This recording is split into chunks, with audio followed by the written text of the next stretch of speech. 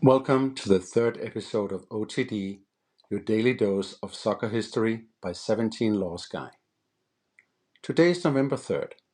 We're in Lisbon at the old Estadio José Alvalade for the second leg of the Cup Winners Cup tie between Sporting and Rangers from Glasgow. Extra time is needed, and then history takes a wrong turn. The referee orders a penalty shootout that should never have been taken. First leg in Glasgow on October 20. Rangers 3, Sporting 2. Rangers blitz the first half, leading 3-0. Sporting respond in second half. Advantage Rangers, but only just. Second leg in Lisbon on this day in 1971. Sporting lead 3-2 after full time. The tie is 5-5 on aggregate. We go to extra time.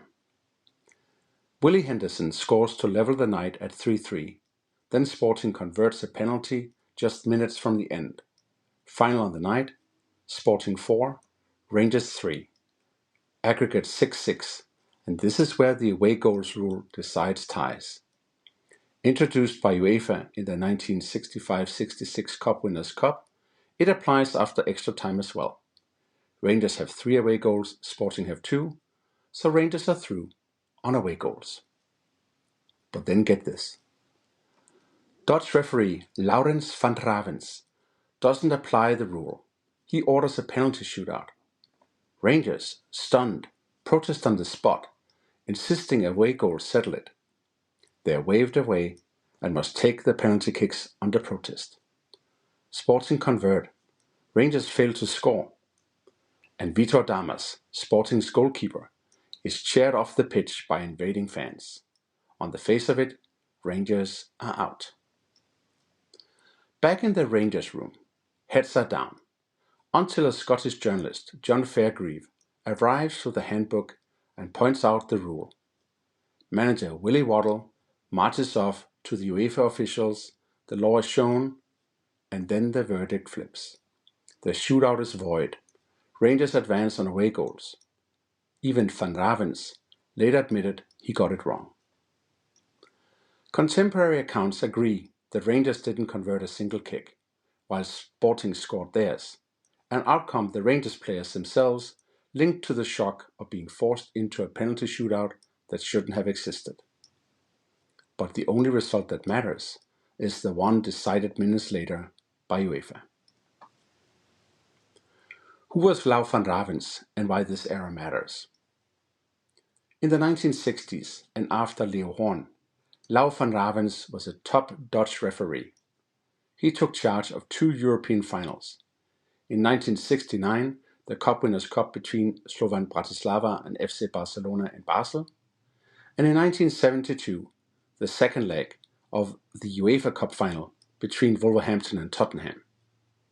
And he officiated 2 matches at the 1970 World Cup in Mexico, and was here remembered for some high-profile slips. In a group match between West Germany and Morocco, he restarted the second half before Morocco's goalkeeper had returned to the pitch. And in the quarterfinal between Soviet Union and Uruguay, he erroneously approved Uruguay's winner. Lisbon 1971 became the defining blunder. He ordered kicks, despite the away goals rule being 6 seasons old. This is not to dig on Van Ravens. Referees make mistakes, and before VAR, goal line technology, etc., how about these classics, all from FIFA World Cups? 1966 World Cup final, England versus West Germany. Geoff Hurst's "Did it cross the line?" goal stands after consultation with linesman Tofik Bagramov, still disputed to this day. Referee was Gottfried Dienst. 1986, the Hand of God. Referee Ali bin Nasser and linesman Bogdan Dochev miss Maradona's handball versus England. Argentina go on to win, after Maradona's second sublime and legitimate goal just 4 minutes later, the goal of the century. We'll surely get to that match in an upcoming episode of OTD. 2006, Croatia versus Australia. Referee Graham Paul books Josip Simonic 3 times before showing red card after the final whistle. an error that ended Paul's World Cup. And 2010, Germany versus England, a reversal from Wembley in 1966. Frank Lampard's shot from outside the box bounces over the line, but no goal given by referee Jorge Larionda and assistant referee Mauricio Espinosa. It became a catalyst for goal line tech.